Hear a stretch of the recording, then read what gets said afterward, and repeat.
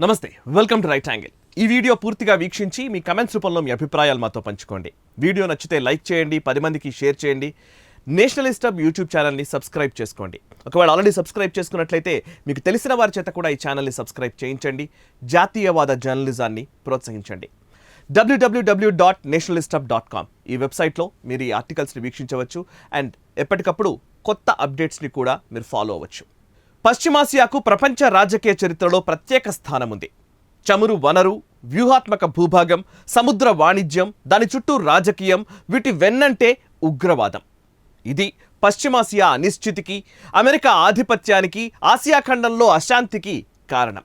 Israel, Egypt సరిహద్దుల్లో అత్యంత కట్టుదిట్టమైన భద్రతా నిఘా ఉన్నప్పటికీ హమాస్కు ఇన్ని అత్యాధునిక ఆయుధాలు ఎలా వస్తున్నాయి? గాజాను గుప్పిట పెట్టుకున్న హమాస్ పథకం ప్రకారం వేసిన ఉచ్చులో ఇజ్రాయిల్ పడుతోందా? హమాస్ వినియోగిస్తున్న టెక్నాలజీ ఏంటి? ఆయుధ తయారీలో అనుసరిస్తున్న విధానాలేంటి? 100 ఏళ్ల పశ్చిమాసియా అశాంతికి చరమగీతం పాడగలమా లేదా అసాధ్యమా? ఉచ్చులు బిగించడం హమాస్కు ఎలా సాధ్యం? హమాస్ వెనక ఇరాన్ ఉందా? హమాస్ ఒంటికన్ను ఉగ్రవాది గురించిన వివరాలేంటి? ఇటువంటి కీలక అంశాల గురించి తెలుసుకునే ప్రయత్నం చేద్దాం. మధ్యప్రాచ్యమని అమెరికా పిలిచే పశ్చిమాసియా రాజకీయాలు అర్థం చేసుకోవడం అంటే understanding middle eastern politics is like playing 3-dimensional chess under water with all the pieces moving simultaneously అంటారు భారత జాతీయ రక్షణ సలహాదారు అజిత్ దోవల్. అంటే ముగ్గురు ఆటగాళ్ల మధ్య సాగే చదరంగ వ్యూహాన్ని అర్థం చేసుకోవడం అంత కష్టమని, అన్ని పావులు ఒకేసారి ఎత్తుగడలో భాగమవుతుంటే జీర్ణం కావడం అసాధ్యమని అర్థం. రష్యాలో వచ్చిన అక్టోబర్ విప్లవం మొదలు ఇప్పటి వరకు అరేబియా సముద్ర తీరంలో ముసలం నానాటికి తీవ్రమవుతూనే ఉంది. హమాస్ అనే హంతక ముఠా ప్రపంచ గెరిల్లా యుద్ధ కళకు కొత్త పాఠాలు నేర్పింది. మట్టి నుంచి మారణాయుధాలను తయారు చేయడం నేర్చుకుంది. ఇజ్రాయెల్ పేల్చిన రాకెట్ శకలాలతో షార్ట్ రేంజ్ శతఘ్నులను తయారు చేయడం నేర్చుకుంది. టన్నెళ్ల సాయంతో యూదు రాజ్యాన్ని అస్థిరతకు గురిచేసే వ్యూహాన్ని అనుసరిస్తోంది. ఈ ఏడాది మే 10న మొదలైన గాజా యుద్ధం వెనుక ఆశ్చర్యానికి గురిచేసే వాస్తవాలున్నాయి. ఉగ్ర సంస్థ హమాస్ 2000 సంవత్సరం తర్వాత మొదలుపెట్టిన రెండో ఇంతిఫదాను సరికొత్త గెరిల్లా యుద్ధ తంత్రం సాయంతో విజయవంతం చేయాలని వ్యూహరచన చేసింది. ఇందులో భాగంగానే సబ్టెరేనియన్ వార్ఫేర్ రణతంత్రాన్ని మరింత తీవ్రం చేసింది. శత్రువు ఆయుధ ప్రయోగం వల్ల పోగుపడిన వ్యర్థాలతో ఆయుధ తయారీ కోసం కొత్త ప్రయోగాలు చేసింది. ఫైబర్ గ్లాస్ నుంచి డ్రోన్లు, ఇనుప పైపులతో రాకెట్లు, ఉప్పు ఆముదంతో రాకెట్ ఇంధనాన్ని తయారు చేయడం ఆరంభించింది. ఇప్పటి వరకు హమాస్ కేవలం ప్రాథమిక శ్రేణి రాకెట్లను మాత్రమే తయారు చేసుకోగలదు. ప్రపంచవ్యాప్తంగా నెలకొన్న రాజకీయ పరిస్థితుల మూలంగా సాధారణంగానే ఇజ్రాయెల్ను సమర్థించే దేశాల స్వరం కాస్త తగ్గింది. అమెరికా ఎన్నికల తర్వాత ఆ దేశ విధానంలో మార్పు వచ్చింది. చైనా సహజంగానే పాలస్తీనాకు, దాని మద్దతుదారైన ఇరాన్కు అండగా నిలుస్తోంది. అటు రష్యా మధ్యవాదాన్ని అనుసరిస్తోంది. దీంతో హమాస్ శక్తి గతంలో కంటే పెరిగిందంటారు నిపుణులు. మరోవైపు ఇజ్రాయిల్ పొరుగున ఉన్న లెబనాన్లో మీసం మెలేస్తున్న హిజ్బుల్లా హమాస్కు పూర్తిస్థాయి మద్దతు తెలుపుతోంది. ఈ పరిస్థితిని గమనించిన ఇజ్రాయిల్ హమాస్ ఉద్దేశపూర్వకంగా చేపట్టిన చికాకు చర్యలకు ఎందుకు ప్రతిస్పందించిందన్నదే అసలు ప్రశ్న. గాజా చుట్టూ ఉండే ఇజ్రాయిల్, ఈజిప్ట్ సరిహద్దుల్లో అత్యంత కట్టుదిట్టమైన భద్రతా నిఘా ఉన్నప్పటికీ హమాస్కు ఇన్ని అత్యాధునిక ఆయుధాలు ఎలా వచ్చాయి? గాజాలోని పాలస్తీనా గ్రూపులు ఇరాన్ టెక్నాలజీని ఉపయోగించి సాధారణ వస్తువులతోనే దేశీయంగా రాకెట్లు తయారు చేసుకుంటున్నట్లు నిపుణుల నివేదికలను ఉటంకిస్తూ రాయిటర్స్ వార్తా సంస్థ పేర్కొంది. ఈ ఆయుధాలను తయారు చేయడానికి పైపులు, కాంక్రీట్ లాంటి కొన్ని వస్తువులు, పదార్థాలను ఉపయోగించారని తెలుస్తోంది.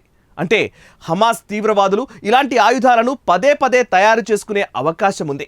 వారిని ఎవరూ అడ్డుకోలేరు.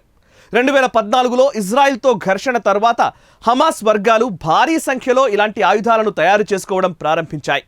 రాకెట్ల నాణ్యత, సంఖ్య పెరిగింది. హమాస్, ఇస్లామిక్ వర్గాలు తమపై 4360 రాకెట్లను ప్రయోగించాయని, వీటిలో 680 రాకెట్లు గాజా ప్రాంతంలోనే పేలాయని ఇజ్రాయెల్ తెలిపింది. హమాస్ ఉపయోగించిన రాకెట్లలో ఎక్కువ భాగం షార్ట్ రేంజ్ రాకెట్లని, దేశీయంగా తయారైన చవక రకం ఆయుధాలని నిపుణులు చెప్తున్నారు. వీటిని తయారు చేయడం చాలా సులభం. ఇనుప పైపులు, గొట్టాలను ఉపయోగిస్తారు. ఇంకా ఆశ్చర్యకరమైన విషయం ఏంటంటే వారు ఇజ్రాయిల్ వేసిన రాకెట్ల శకలాలను కూడా తమ రాకెట్ల తయారీకి ఉపయోగిస్తున్నట్టుగా తెలుస్తోంది. హమాస్కు ఇరాన్ పరోక్షంగా సాయం చేస్తోంది. ఆయుధ డిజైన్లు ఇరాన్ నుంచి రాగా హమాస్ వీటిని స్థానికంగా దొరికే పదార్థాలు వస్తువులతో తయారు చేసుకుంటోంది. ఇజ్రాయిల్ ప్రధాని బెంజమిన్ నెతన్యాహు కూడా ఇరాన్పై ఆరోపణలు చేశారు. ఇరాన్ మద్దతు లేకపోతే ఈ సంస్థలన్నీ 2 వారాల్లో కుప్పకూలిపోతాయి. ఇక హమాస్ కేవలం ప్రాథమిక శ్రేణి రాకెట్లను మాత్రమే తయారు చేసుకోగలదు. గైడెడ్ రాకెట్లను తయారు చేయడానికి అత్యాధునిక సాంకేతిక పరిజ్ఞానం, శిక్షణ అవసరమవుతాయి. అయితే ఇటీవల హమాస్ ఒక డ్రోన్ను కూడా తయారు చేసిందని, ఇందుకోసం వివిధ దేశాలకు చెందిన విడిభాగాలను ఉపయోగించిందని తేలింది. చైనాకు చెందిన ఇంజన్, మరో సంస్థకు చెందిన జీపీఎస్ వ్యవస్థలు ఇందులో ఉన్నట్లు ఇజ్రాయిల్ అధికారులు చెప్తున్నారు. అయితే ఇజ్రాయిల్ ఐరన్ డోమ్ వ్యవస్థ ముందు హమాస్ టెక్నాలజీ తేలిపోతుందని, వీరి సాంకేతిక పరిజ్ఞానం ఇరాన్ సాయం తీసుకుంటున్న హౌతీ తిరుగుబాటుదారుల టెక్నాలజీ మాదిరిగానే ఉంటుందని నిపుణులు చెప్తున్నారు. పాలస్తీనా ఉగ్రవాద గ్రూపులు ఇజ్రాయిల్పై దాడి చేయడానికి కొన్నేళ్లుగా రాకెట్లను ఉపయోగిస్తున్నాయి.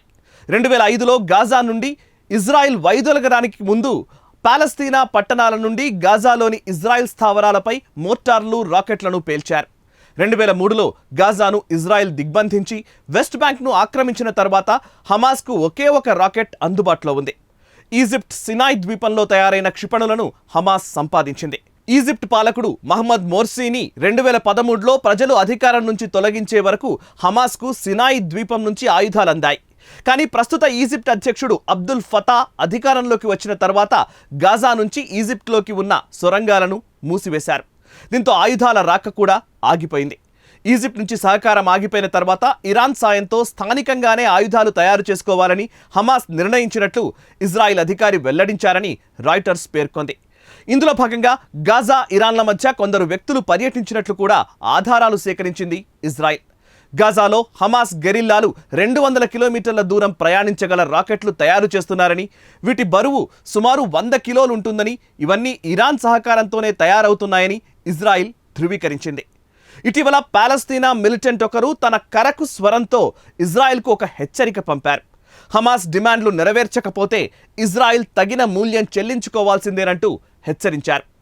గాజాలో ఇజ్రాయిల్కు most wanted leader Mohammed Deif. Gaza మీద తీవ్రంగా దాడులు జరుగుతున్న తరుణంలో 7 ఏళ్ల తర్వాత మహమ్మద్ డేఫ్ గొంతు మరోసారి వినిపించింది. కాకపోతే ఆయన హెచ్చరికలను ఆ సమయంలో ఎవరూ పెద్దగా పట్టించుకోలేదు.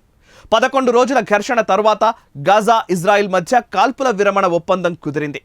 ఇటీవలి ఘర్షణల సందర్భంగా కనీసం 2 సార్లు డేఫ్ను చంపేందుకు ప్రయత్నించామని ఇజ్రాయిల్ డిఫెన్స్ ఫోర్స్ బీబీసీకి తెలిపింది. దీంతో డేఫ్ ఇప్పటి వరకు 7 సార్లు ఇజ్రాయిల్ హత్యాయత్నాల నుంచి తప్పించుకున్నట్లయింది. డేఫ్ను చంపడానికి ఇప్పటి వరకు చేసిన ప్రయత్నాలతో విసిగిపోయిన ఇజ్రాయిలీ దళాలు ఇటీవలి ఘర్షణల సందర్భంగా హమాస్ అగ్రనాయకులందరినీ అంతమొందించడమే ప్రధాన లక్ష్యంగా పెట్టుకున్నాయి. హమాస్లో అత్యంత ముఖ్యమైన నాయకులు ఎవరు అన్నదానిపై వారి దగ్గర ఒక జాబితా ఉంది. డేఫ్ గురించిన సమాచారం ఎక్కువగా ఇజ్రాయిల్, పాలస్తీనా మీడియాల నుంచే వస్తుంది. వాటి ప్రకారం డేఫ్ గాజాలోని ఖాన్ యూనిస్ శరణార్థి శిబిరంలో 1965లో పుట్టాడు. ఈ ప్రాంతం ప్రస్తుతం ఈజిప్ట్ ఆక్రమణలో ఉంది. మహమ్మద్ దయాబ్ ఇబ్రహీం అల్ మస్రీ ఆయన అసలు పేరు. అయితే ఆయన వివిధ ప్రదేశాలకు తిరుగుతున్న క్రమంలో తన పేరును డేఫ్గా మార్చుకున్నాడు. డేఫ్ అంటే అతిథి అని అర్థం. డేఫ్ ఎక్కడ ఎక్కువ కాలం ఉన్నాడు, ఏం చదువుకున్నాడు అనేది ఎవరికీ తెలియదు. హమాస్ పుట్టే నాటికి డేఫ్ యువకుడు. 1980లలో ఆయన హమాస్లో చేరాడు. ఇజ్రాయిల్పై ద్వేషాన్ని నరనరాన నింపుకున్న డేఫ్ హమాస్ సైన్యంలో వేగంగా ఎదిగాడు. హమాస్ కీలక నేతలకు డేఫ్ చాలా సన్నిహితుడు. ముఖ్యంగా బాంబ్ మేకర్, ఇంజనీర్ అనే పేరున్న అయాష్కు డేఫ్ సన్నిహితుడు. 1990లలో ఇజ్రాయిల్ మీద బాంబులతో విరుచుకుపడిన వారిలో అయాష్ కీలకమైన వ్యక్తి. 1996లో అయాష్ను ఇజ్రాయిల్ దళాలు చంపేశాయి. అయితే ఆ తర్వాత మరిన్ని బాంబు దాడులను ఇజ్రాయిల్ ఎదుర్కోవాల్సి వచ్చింది. దీని వెనుక ఉన్న వ్యక్తి డేఫ్ అని చెబుతారు. తన స్నేహితుడిని చంపినందుకు ఆయన ప్రతీకారం తీర్చుకున్నాడని అంటారు.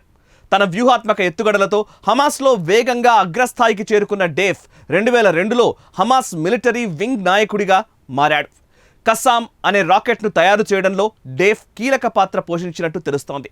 ఈ మిజైల్ను హమాస్ అత్యంత విలువైన ఆయుధంగా చెబుతారు. ఇజ్రాయెల్ మిలిటరీ దాడుల నుంచి తప్పించుకోవడానికి డేఫ్ గాజాలోని సొరంగ మార్గాల్లో నివసించేవాడు. అక్కడి నుంచే తన సైన్యానికి ఆదేశాలిచ్చేవాడు. ఇజ్రాయెల్ రాడార్ నీడలో డేఫ్ నిత్యం మృత్యువుతో యుద్ధం చేస్తుండేవాడు. 2000 సంవత్సరం నుంచి ఆయనపై అనేక మార్లు ఇజ్రాయలీ దళాలు దాడికి ప్రయత్నించాయి. ఈ దాడుల్లో కన్ను, ఎముక దెబ్బతిన్నాయని ఇజ్రాయెల్ ప్రకటించింది. అనేక మార్లు ఇజ్రాయెల్ దాడుల నుంచి తప్పించుకోవడంతో హమాస్ వర్గాల్లో డేఫ్ అంటే క్రేజ్ పెరిగింది. అందరూ ఆయన్ను క్యాట్ విత్ 9 లైవ్స్ అని అంటూ ఉంటారు. 2014లో ఆయనపై 5వసారి హత్యాయత్నం జరిగింది. ఆ తర్వాత కొద్ది రోజులకు డేఫ్ జీవించే ఉన్నారు, మిలిటరీ ఆపరేషన్లలో పాల్గొంటున్నారు అని హమాస్ ప్రకటించింది. డేఫ్ తప్పించుకోవడం ఇజ్రాయెల్ గూఢచార సాంకేతిక పరిజ్ఞానం మీదనే అనుమానాలు పెరిగేందుకు కారణమైంది. ఫోన్ వాడకపోతే, కంప్యూటర్ ఉపయోగించకపోతే ఒక ఉగ్రవాది ఎక్కడున్నాడు అనేది తెలుసుకోవడం అత్యాధునిక సాంకేతిక పరిజ్ఞానానికి కూడా చాలా కష్టం. హమాస్ తవ్విన టన్నెల్స్ లోతు, ఇజ్రాయెల్ ఉపయోగిస్తున్న కొంత పాతతరం టెక్నాలజీ కారణంగా డేఫ్ను గుర్తించి చంపడంలో ఇజ్రాయెల్ ఇంటెలిజెన్స్ సంస్థ మొస్సాద్ విఫలమవుతోంది. 1980లో హమాస్లో చేరిన డేఫ్ మిలిటరీ నేతగా ఎదిగాడు. హమాస్ కీలక నాయకులు ఆయనకు సన్నిహితులు. ఇజ్రాయెల్ గాజా ఘర్షణలు కాల్పుల విరమణతో ముగియడానికి ఒక రోజు ముందు హమాస్ సీనియర్ అధికారి ఒకరు డేఫ్ నాయకత్వంలోనే గాజా మిలిటరీ ఆపరేషన్స్ జరిగాయని అసోసియేటెడ్ ప్రెస్కు తెలిపారు. డేఫ్ను అంతమొందించడానికి తమ ప్రయత్నాలు కొనసాగుతున్నాయని ఇజ్రాయెల్ డిఫెన్స్ ఫోర్స్ చెబుతోంది. ఇజ్రాయెల్ సైనిక అనుభవం ప్రపంచ దేశాలకు అతి పెద్ద గుణపాఠం. దీన్ని ప్రపంచ దేశాలు నేర్చుకుంటాయని మనము ఆశిద్దాం. అత్యాధునిక టెక్నాలజీతో, పటిష్టమైన నిఘా రక్షణ వ్యవస్థలతో శత్రు దేశాలను వణికించే ఇజ్రాయెల్కు కొరకరాని కొయ్యగా మారిన ఈ ఒంటికన్ను మిలిటెంట్ డేఫ్ నిజంగా ఛాలెంజింగ్ టార్గెటే. మరి ఈ ఉగ్రవాదిని ఇజ్రాయెల్ మట్టుబెడుతుందా? Let's wait and see. ఈ వీడియో నచ్చినట్టయితే లైక్ చేయండి, 10 మందికి షేర్ చేయండి అండ్ మీ కమెంట్స్ రూపంలో మీ అభిప్రాయాలు మాతో పంచుకోండి. మనసా వాచా కర్మణ దేశహితం కోసం పరితపించే నేషనలిస్ట్ హబ్ యూట్యూబ్ ఛానల్ని సబ్స్క్రైబ్ చేసుకోండి. జాతీయవాద జర్నలిజాన్ని ప్రోత్సహించండి. Thank you very much.